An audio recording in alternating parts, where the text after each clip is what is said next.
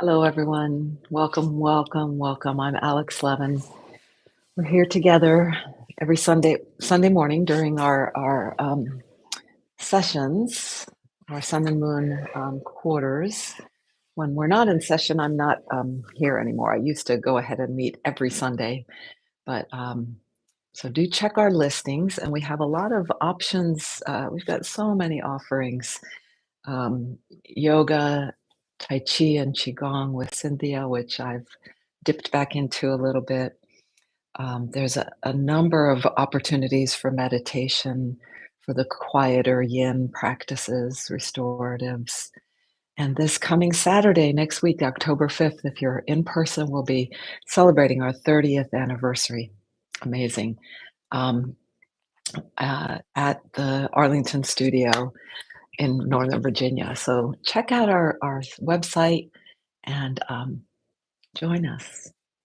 So again, thank you for being here with me today. We'll dive right into our practice, and I probably already said it once already this today, but I'm so grateful for your participation in our studio community, in this particular offering and practice, and in the fact that you're practicing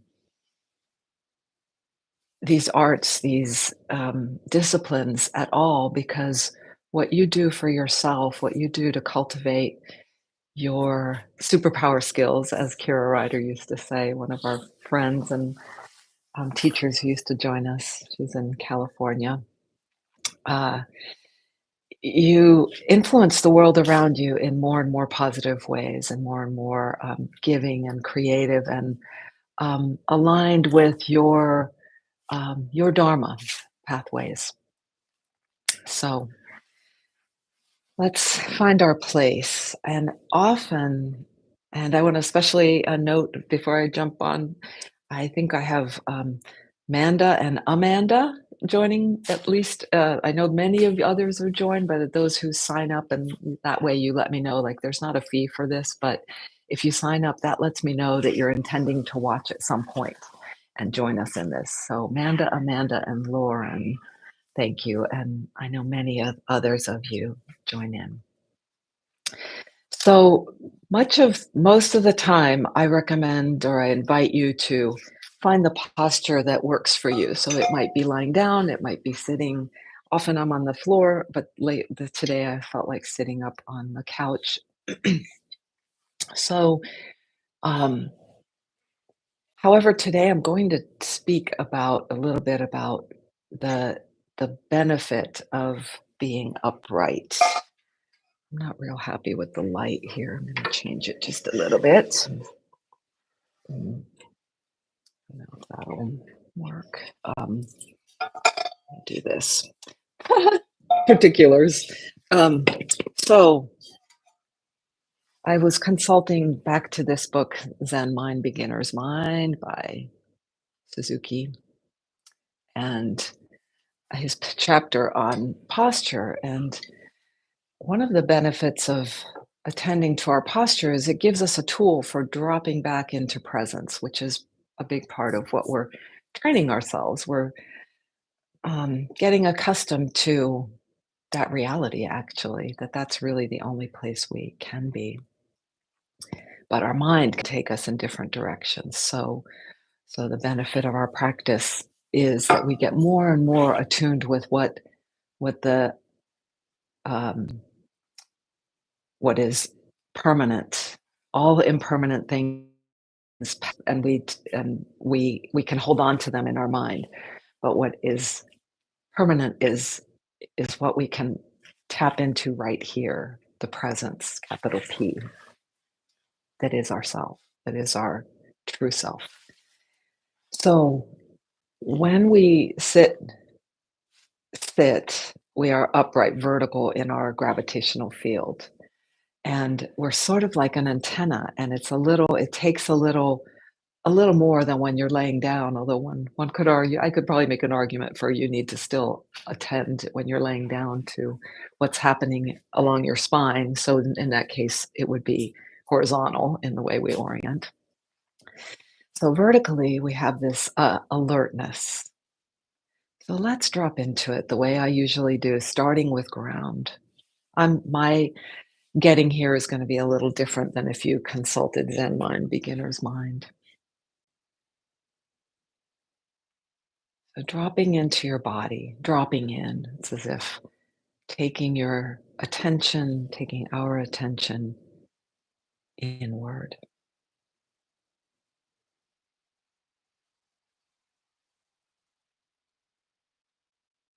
And just seeing what you notice. You might have already been fixing. I'm actually already sitting kind of upright, but you don't need to be. I'm more interested in that you really feel the downward pull of gravity, that you feel how solidly, like my sits bones, my butt, my upper legs are against this couch under me. And for you, it could be a chair or the ground or a cushion. And again, if you need to be lying down, and you could do this standing up as well, you'd still have that uprightness. But one of the benefits of sitting, the sitting position, is that middle ground between standing and lying down is we have the alertness, but we also have more of our body than if we were standing just on our soles of our feet to support us a little bit more.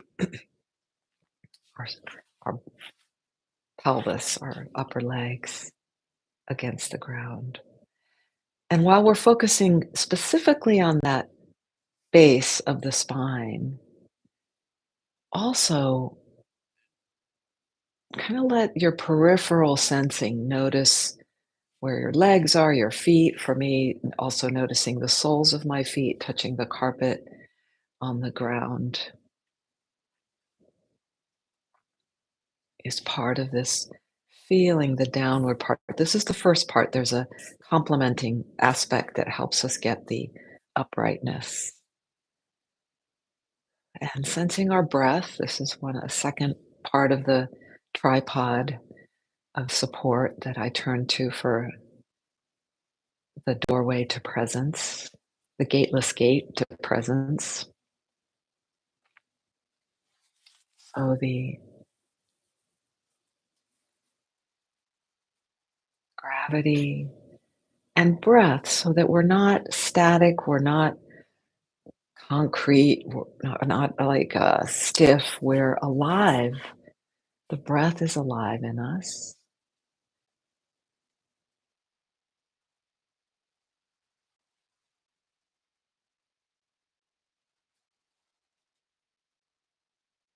So noticing how you feel the breath today.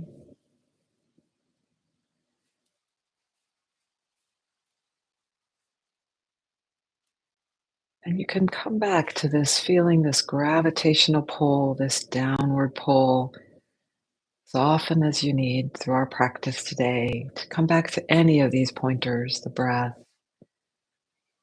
And this is our attention. It's like the tool we're using. Some might say it's the most powerful tool where we put our attention. Certainly, big businesses are competing for our attention. And it's up to us to be the stewards of where we place it. And as we hone this tool, we become better and better at discernment as well. At this of getting clear of when we're not present. A lot of times we're so lost in our thought or our more thinking mind, our analytical mind, our emotions, um, or pain in our body, perhaps, that we miss the integration, the all of it. So while you're, if I don't know if I finished my thought earlier, while you're, yeah, where you're always also sensing gravity through the base of the body, touching ground, what's supporting you from beneath. You're also scanning how the rest of the body feels, and this brings us to sound and space around the third leg of this tripod. Sound. I like to just focus on sound that can have a very quieting, stabilizing feel as well to listen.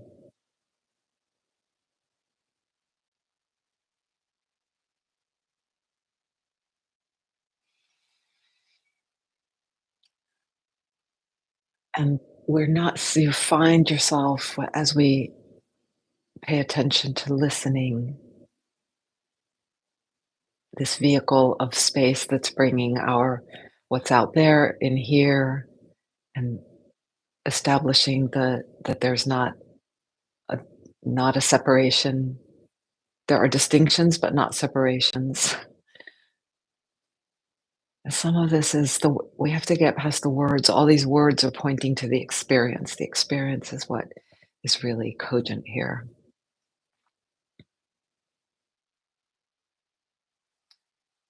So ground, breath, sound,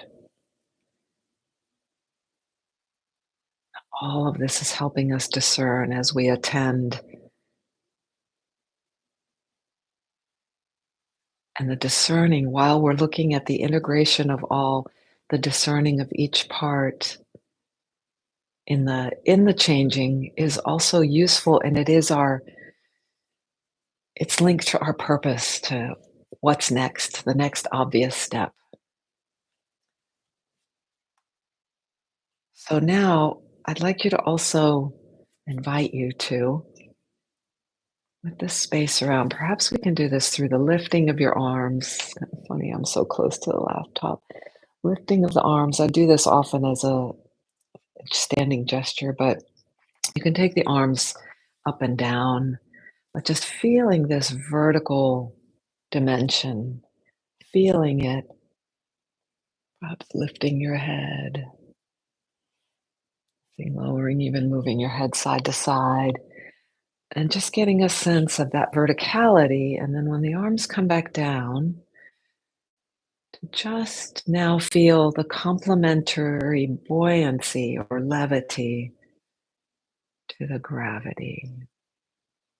So both are happening at the same time. We have like a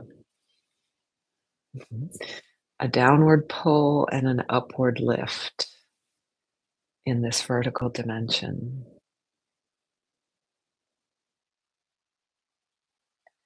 And now a final tiny movement as we just adjust now in preparing for our meditation, uh, the exact positioning of the body, and in particular this vertical dimension in the spine, key to this, is just to let the lower belly roll forward and roll back slowly. And so watch how that shifts what happens in the upper belly, the chest, the shoulders, even down through the legs. And it's not showing here on my video, but my legs are not crossed. If you're sitting in a chair, if you're sitting on the ground, there it can be crossed, or you could be sitting towards your heels. So my soles of my feet firmly on the ground, that helps, that contact, full contact of the soles.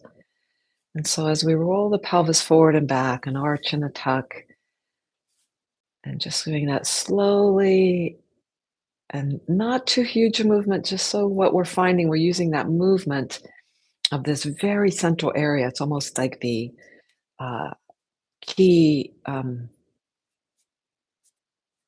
source of movement throughout the body. We can be moving from other places, but when we move from that deep core, just above the pelvic floor, deep belly, the hara, the first and second chakra areas in the yogic system, we really can inform the rest. It's connected to all, up through the spine, to the shoulders, arms, hands, fingers, up the spine, through the neck and head, and down from the core, deep belly, through the hips, legs, ankles, feet, toes. And so when you feel that, that movement can help you find just where you feel easily upright without having to do much. Now, this doesn't always come. Sometimes there just seems to be some muscular effort needed, some effort that's just a little hard. But the more you practice this, the easier and easier it becomes, like with most things.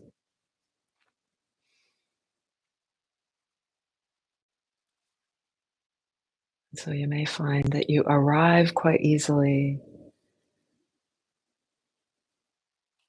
and Just keep sensing, do little movements as you need. I'll talk a little bit about my theme as we, oops, I forgot my bell, as we move into meditation.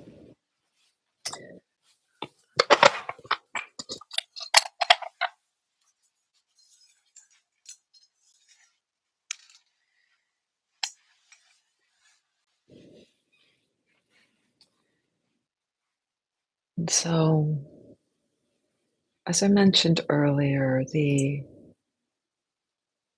discerning of what is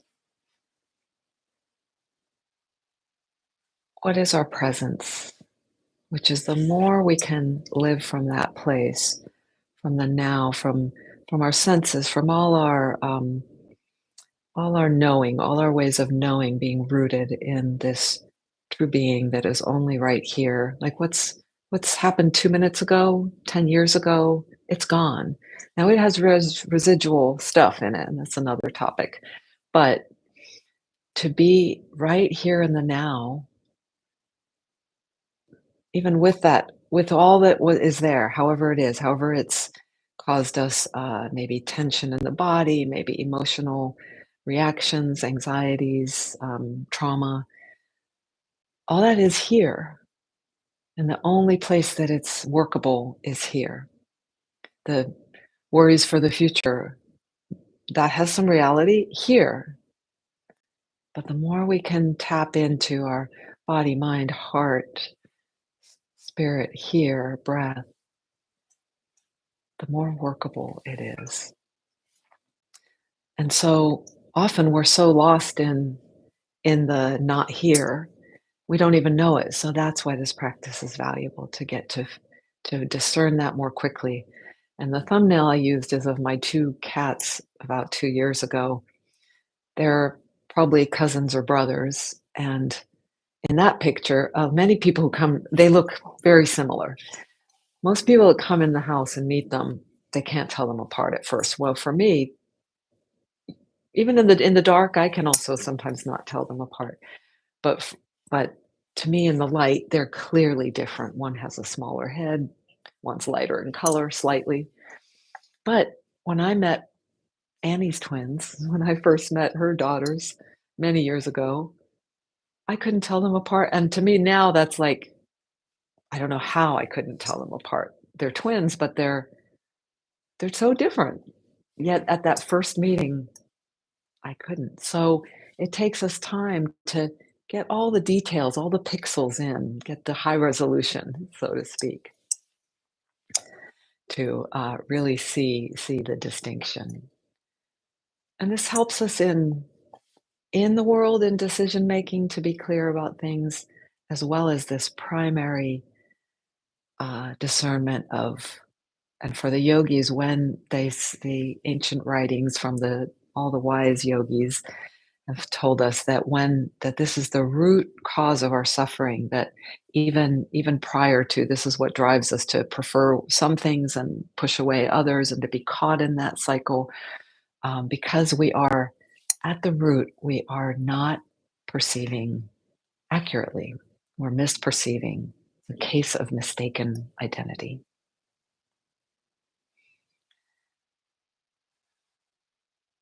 Let's tune into our breath and reestablish, if you need to move before our 8-minute meditation, to do a little bit more movement and then reestablish that ground,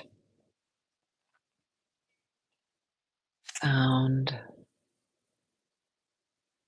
breath, tripod of cues that gets us to presence. And now we slide into this meditation portion. That label for me connotes that we're silent and we're still, without a rigidity, without a forcing. And um, we're simply lightly attending to our posture, our breath, our presence. Enjoy your journey. 8 minutes.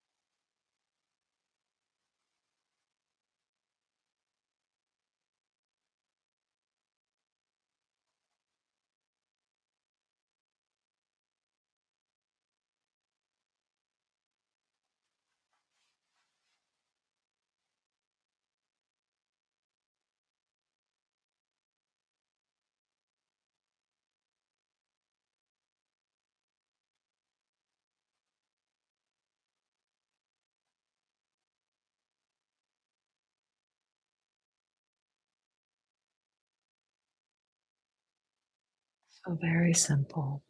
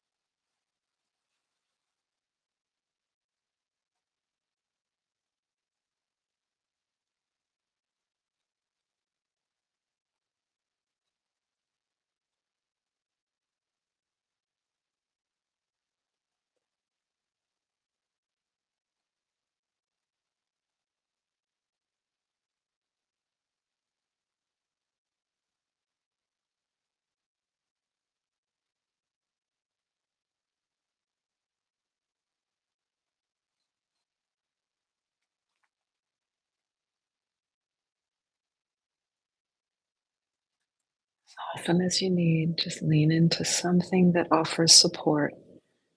Just one simple thing, lightly bringing your attention to it, letting it re-establish you in that eternal presence.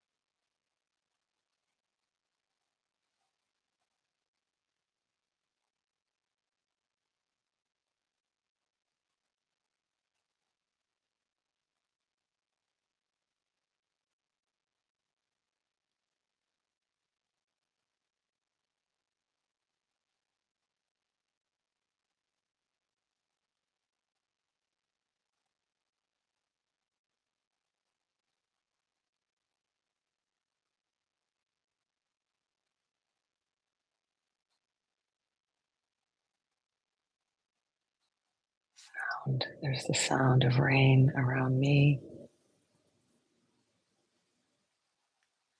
One of our supports might be the fact that we're doing this together, even though in our separate spaces, separate times, even.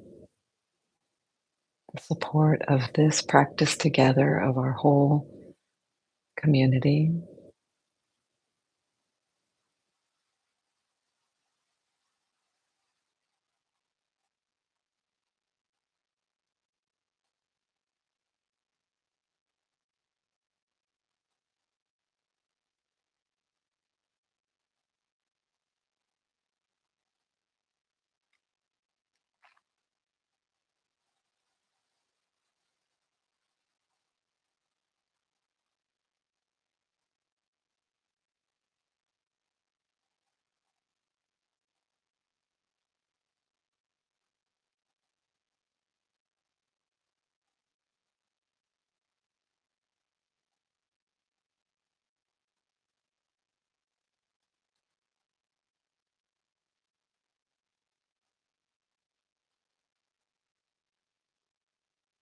Sometimes the way the past and the future creeping in lets itself be known is through tension in the body,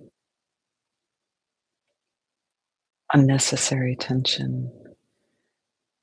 And when we catch that with our sensing, we simply release it, open the hand of thought.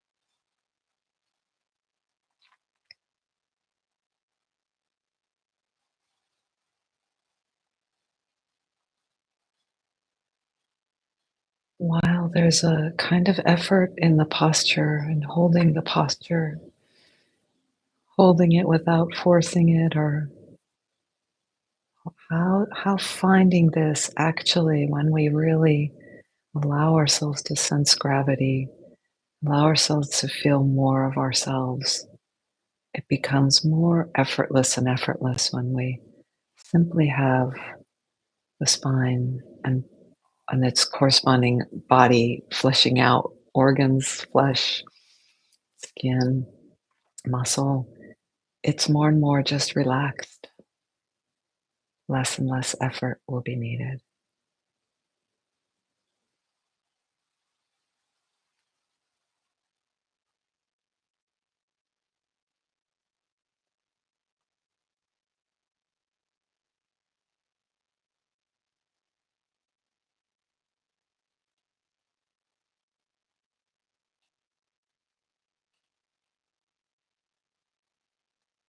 Few more breaths together.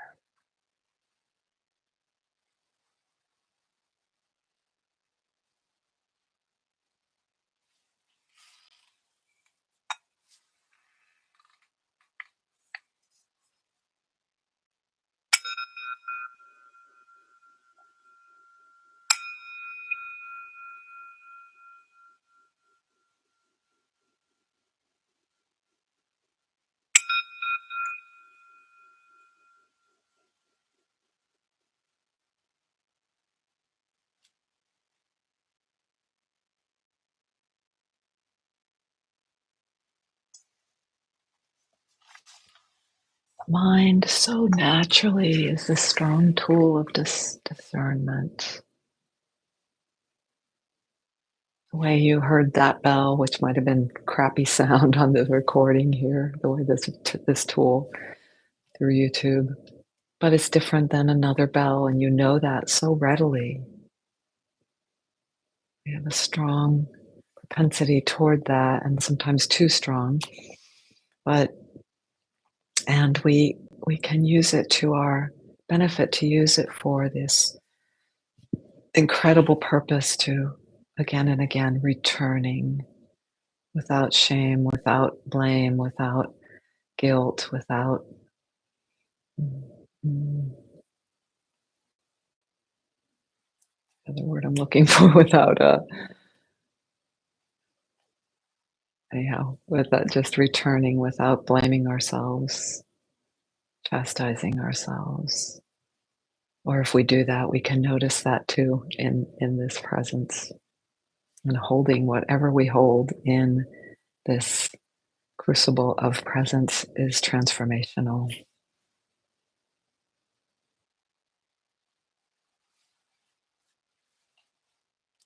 A bow to finish the practice.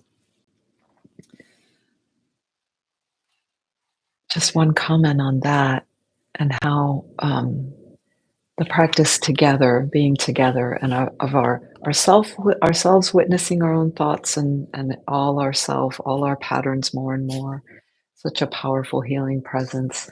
And also for others to work with others, whether it's a therapist or a spiritual counselor, a massage therapist, a acupuncturist, a yoga teacher, working or a friend in pairs gives us such a strong mirror.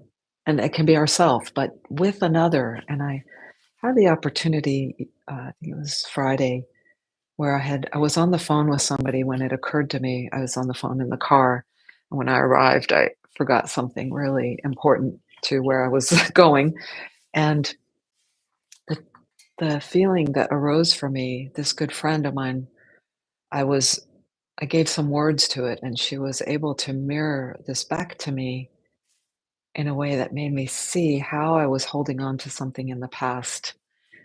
It's something that I wasn't able I'm sure I won't be able to well, I'm not sure, I should question that thought.